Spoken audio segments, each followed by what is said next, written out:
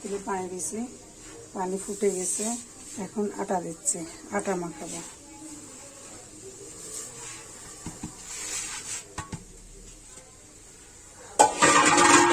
আটাটা পানির ভিতরে দিচ্ছি, একটু ভালো করে সেদ্ধ করব।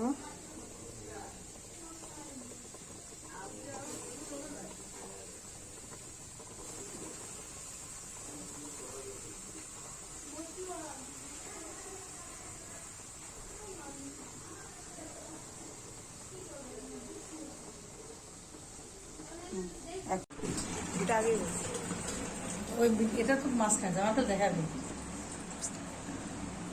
এই যে আমরা এখন যে সালাম দিলে প্রথমে দূর আছে কেটে কেটে ছোট করবো। আমরা এখন যে চালের গুঁড়া দুপুরে ভিজাইছিলাম, সন্ধ্যার সময় চালের গুঁড়াটাকে ব্লেন্ডারে করলাম। এখন ওটাকে সেদ্ধ করে আটা মাখাচ্ছি, রুটি বানানো হবে। এই যে সেই আটা,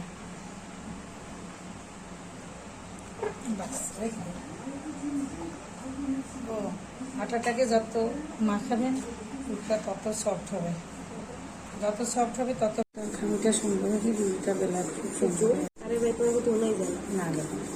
আটার খামিটা ভালো হলে রুটিটা সুন্দর হয়। এবার সেই রুটিটা সেঁকতেছি।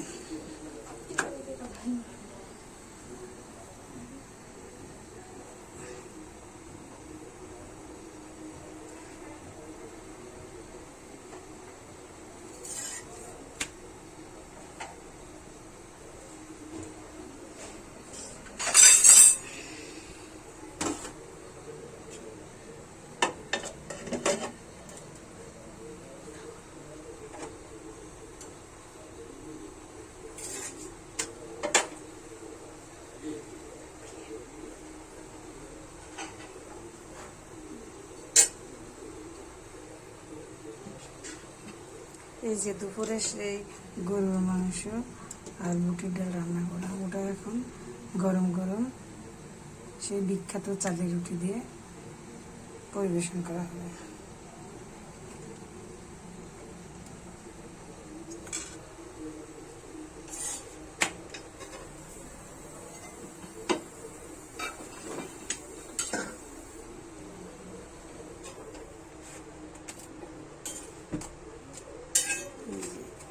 রুটি